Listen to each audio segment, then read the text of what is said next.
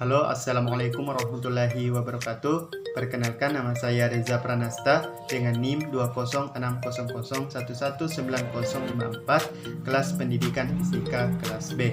Baik, pada video kali ini saya akan menjelaskan mengenai penjelasan dari penelitian eksperimen beserta penjelasan dari jenis-jenis dari desain penelitian eksperimen. Nah, sebelumnya apakah teman-teman sudah tahu apa itu penelitian eksperimen? Nah, jadi penelitian eksperimen itu adalah sebuah penelitian yang bertujuan untuk mengetahui akibat yang ditimbulkan dari suatu tindakan yang diberikan secara sengaja oleh peneliti. Nah, jadi penelitian eksperimen di dalam dunia pendidikan itu bertujuan untuk mengetahui atau untuk menilai seberapa besar pengaruh dari suatu tindakan atau perlakuan atau sebuah treatment pendidikan terhadap tingkah laku siswa. Nah, selain itu, penelitian eksperimen juga bertujuan untuk menguji hipotesis ada tidaknya pengaruh tindakan itu jika dibandingkan dengan tindakan yang lain. Nah, selain itu, adapun jenis-jenis dari desain penelitian eksperimen, yaitu ada quasi eksperimen, ada true eksperimen, ada time series design, ada repeat measure, ada factorial design, dan lain-lain sebagainya. Nah, untuk lebih mengetahui dan lebih memahami mengenai jenis-jenis dari desain penelitian eksperimen itu sendiri, mari kita simak video penjelasan berikut ini. Yang pertama, true experiment. True experiment atau biasa dikenal dengan istilah penelitian murni adalah sebuah penelitian yang mempengaruhi jalannya eksperimen di mana pengambilan sampel eksperimen itu dilakukan secara acak dari populasi atau dilakukan validitas internal. Jadi disebut sebagai true experiment karena dalam desain ini peneliti dapat mengontrol semua variabel luar yang mempengaruhi jalannya eksperimen. Jadi validitas internal atau kualitas pelaksanaan rancangan penelitian menjadi tinggi. Nah, adapun karakteristik dari desain penelitian true experiment ini, yaitu yang pertama, tugas yang diberikan dapat dilakukan secara acak atau random. Yang kedua, jumlah kelompok atau individu yang dibandingkan sebanyak 2 atau lebih. Selanjutnya, jumlah intervensi yang digunakan boleh digunakan sebanyak 1 atau lebih. Kemudian, variabel terikat dapat diukur atau diamati hanya sekali saja. Kemudian kontrol biasanya digunakan dalam bentuk tes awal, pencocokan, pemblokiran, dan kovariat. 2. Quasi eksperimen. Quasi eksperimen disebut juga dengan eksperimen pura-pura.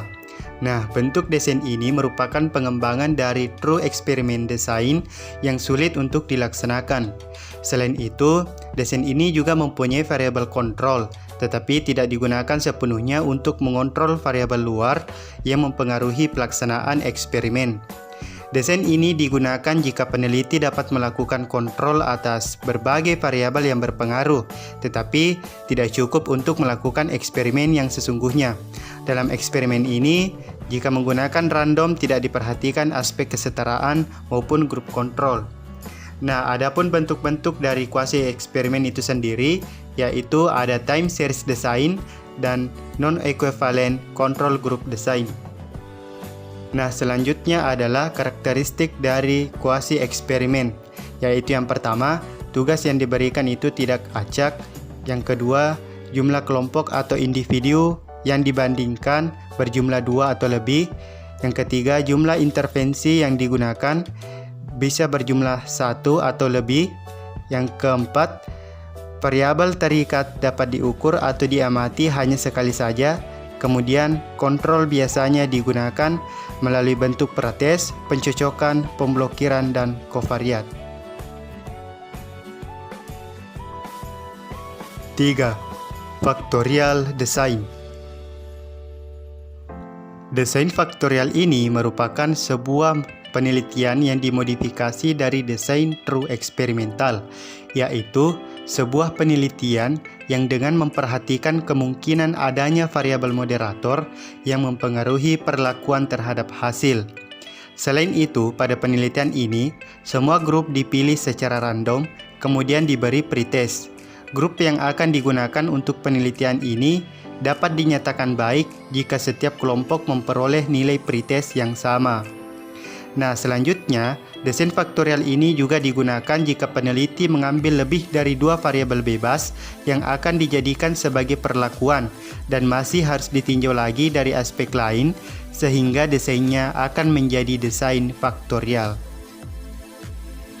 Adapun karakteristik dari desain faktorial ini, yaitu yang pertama, tugas acak dapat digunakan. Kemudian yang kedua, jumlah kelompok atau individu yang dibandingkan dapat berjumlah 2 atau lebih. Kemudian, jumlah intervensi yang digunakan dapat berjumlah 2 atau lebih. Dan variabel terikat dapat diukur atau diamati hanya sekali. Dan yang terakhir, kontrol biasanya digunakan melalui bentuk pretest, pencocokan, pemblokiran, dan covariat. 4. Time series design. Time series design merupakan sebuah eksperimen pada satu kelompok selama kurun waktu tertentu yang terdiri atas pengukuran pretest dan pasca tes yang dilakukan penelitian. Nah, adapun ciri desain ini adalah grup yang digunakan tidak dapat dipilih secara random. Sebelum diberi perlakuan, grup diberi pretest sampai 4 kali dengan maksud untuk mengetahui kestabilan dan kejelasan keadaan grup sebelum diberi perlakuan. Jika hasil pretest ini selama 4 kali ternyata nilainya berbeda-beda, berarti grup tersebut dalam kondisi tidak stabil dan tidak konsisten. Setelah kondisi tidak labil, maka perlakuan dapat mulai diberikan. Adapun bentuk-bentuk dari desain time series ini antara lain, yang pertama interrupted time series design dan yang kedua equivalent time series design. Selain itu, adapun karakteristik dari time series design, yaitu yang pertama, tugas acak tidak diberikan. Yang kedua, jumlah kelompok atau individu yang dibandingkan itu berjumlah satu grup. Yang ketiga, jumlah intervensi yang digunakan 1 atau lebih. Kemudian, variabel terikat dapat diukur dan dapat diamati setelah setiap interval. Dan yang terakhir, kontrol biasanya digunakan dalam bentuk grup menjadi kontrolnya sendiri. 5. Repeat measures. Repeat measure adalah desain dengan 2 treatment eksperimen yang berbeda untuk menentukan efek dari masing-masing perlakuan secara terpisah, yang kemudian diukur perbedaan dari kedua perlakuan tersebut. Di dalam desain tindakan berulang, semua peserta dalam satu kelompok berpartisipasi dalam semua perlakuan eksperimental dengan masing-masing kelompok menjadi kontrol sendiri. Peneliti membandingkan kinerja grup di bawah satu perlakuan eksperimental dengan kinerjanya di bawah perlakuan eksperimental lain. Setelah peneliti memilih peserta, selanjutnya peneliti akan memutuskan perlakuan eksperimental yang berbeda untuk menentukan efek dari masing-masing pada satu atau lebih hasil. Ukuran hasil atau observasi tersebut akan mengikuti perlakuan eksperimental pertama, dan kemudian ukuran hasil kedua diambil setelah perlakuan eksperimental kedua. Selanjutnya, variasi dalam ukuran hasil kemudian dinilai untuk dilihat perbedaan antar perlakuannya. Nah, adapun karakteristik dari repeat measure, yaitu yang pertama, tugas acak tidak diberikan. Yang kedua, jumlah kelompok atau individu yang dibandingkan hanya berjumlah satu grup. Kemudian, jumlah intervensi yang digunakan berjumlah 2 atau lebih. Kemudian, variabel terikat dapat diukur setelah setiap intervensi. Kemudian, kontrol biasanya digunakan dalam bentuk covariat. 6. Single subject. Single subject atau subjek tunggal merupakan eksperimen yang dilakukan terhadap subjek tunggal.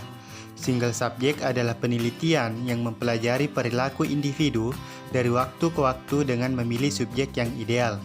Di dalam eksperimen ini, subjek atau partisipannya bersifat tunggal, bisa 1, 2 orang, atau lebih. Nah, kemudian hasil eksperimen single subjek ini disajikan dan dianalisis berdasarkan subjek secara individual.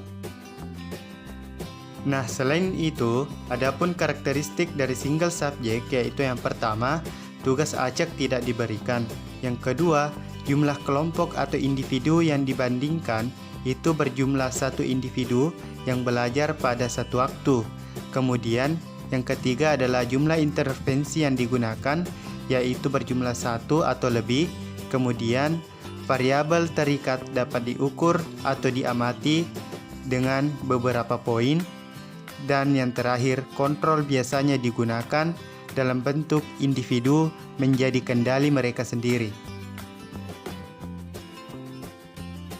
Nah, teman-teman, itulah tadi penjelasan mengenai pengertian dan jenis-jenis dari penelitian eksperimen. Nah, saya berharap semoga video ini dapat membantu teman-teman semua untuk lebih memahami tentang apa itu penelitian eksperimen. Nah, lebih dan kurangnya mohon dimaafkan. Assalamualaikum warahmatullahi wabarakatuh.